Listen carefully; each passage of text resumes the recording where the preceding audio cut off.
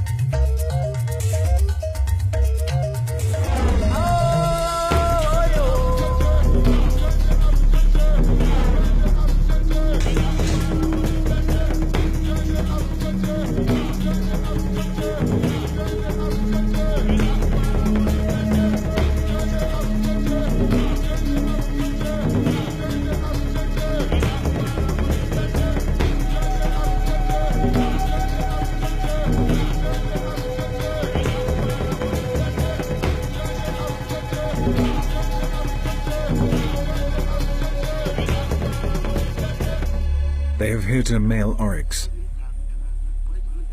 They must now be patient and not lose the trail of the wounded animal. If the arrow has hit a sensitive area, such as the neck or the lungs, the oryx will fall down dead in a matter of hours. But if not, the slow chase can go on for several days.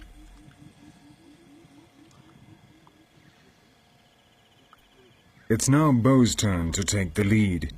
He is one of the best trackers in the Kalahari. So good, in fact, that he was recruited by the South African Army to track down the rebels belonging to SWAPO, the Namibian guerrilla group which, at the end of the 80s, fought for the independence of the country. Across the first bloodstains, Tuka has again proven what a fine marksman he is. The arrow punctured the oryx's left lung, resulting in a slow, painful death. The Bushmen are, in fact, extremely respectful of their natural environment, as many anthropologists have pointed out. When hunting, they are careful not to wound the females or the young. They gather only what is strictly necessary in order to eat, and they use the smallest possible amount of wood for their fires. For thousands of years, they have lived in perfect harmony with these extremely marginal lands.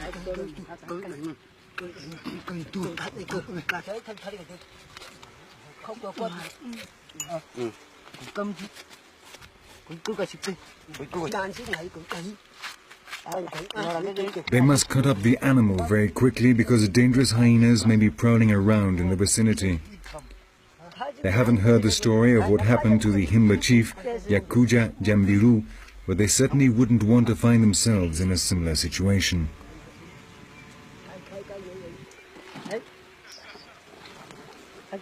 This meat will provide enough food for a couple of weeks. They preserve it by smoking it, and it belongs to the community as a whole. When meat is taken back to the village, a taster, normally an old man, must test it before anyone else can start to eat.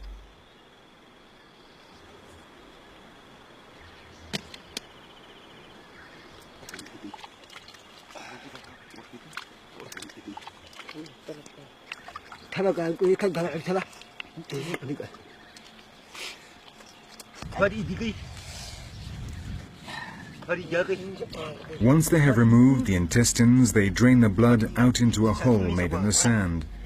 The Bushmen love bathing in blood, and this is not a ritual. They are simply washing themselves. Another example of how these men have adapted to the desert.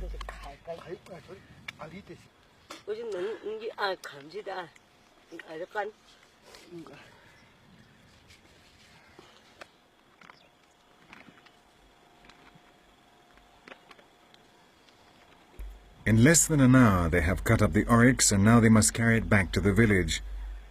But 4 men are not enough, so they will have to come back later. The meat they leave behind is wrapped in branches and aromatic herbs and then buried. They clean away all traces of blood so as not to attract scavengers.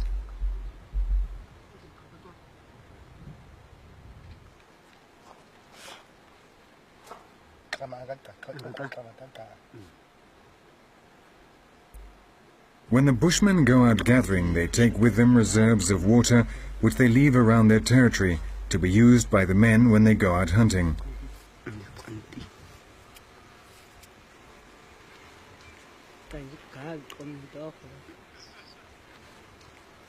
The water is kept in ostrich eggs and buried beneath the bushes so that it stays fresh.